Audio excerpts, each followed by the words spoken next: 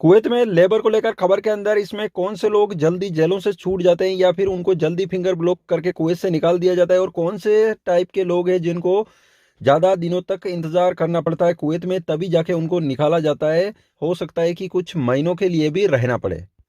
सबसे पहले नंबर आता है खादिम के लोग। काम करते हुए पकड़े गए, उनका इकामा वैलिड था, सब कुछ वैलिड था, और उनको पकड़ लिया गया दूसरी जगह काम करते हुए, तो उनको जैसे ही जेल में ले गए उसके बाद में 1-2 दिनों के अंदर, 3 दिन 5 दिन के बाद टाइम मिलता है पुलिस को। उसका बतका देखने के बाद जो कुवैती होता है उससे कॉन्टेक्ट किया जाता है, फ़ोन लग जाए तुरंत तो सही है। कॉन्टेक्ट करने के बाद पूछा जाता है कि तुम्हारा खादम का आदमी, तुम्हारा लेबर वहाँ पे पकड़ा गया तो तुमने भेजा।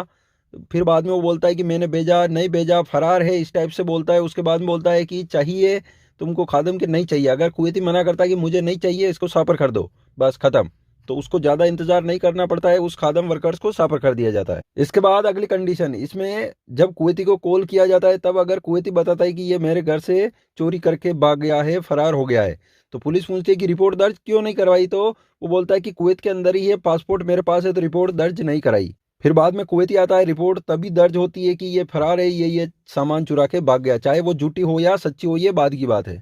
तो इसमें अब मामला कुवैती के ऊपर रहता है। कुवैती अगर केस उठाना चाहता है तो फिर मामला तुरंत सुलझ जाएगा, रखना चाहता है खादिम को तो वापस छुड़ा लेगा कुवैती। लेकिन इसमें कोई बात करने वाला चाहिए बाहर का, कि अगर वो लालची होगा कुवैती तो 100-200 दिनार देके और वो उससे केस उठा लेगा और बोलेगा मेरे खादिम को छोड़ दो, मुझे चाहिए।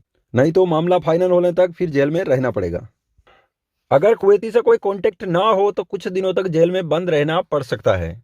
अगर कोई कंपनी का आदमी है, मतलब बंद है, तो उसके बाद में उसका इकामा नहीं है तो उसको भी कुछ दिनों तक वेट करना पड़ सकता है, 15 दिन, महीना, क्योंकि देखा जाता है, तहकीकात होगी कि कंपनी का कौन सी कंपनी है, क्या प्रॉब्लम है, क्या वजह से उसका इकामा रिन्यू नहीं हुआ, इस टाइप से देखा जाता है।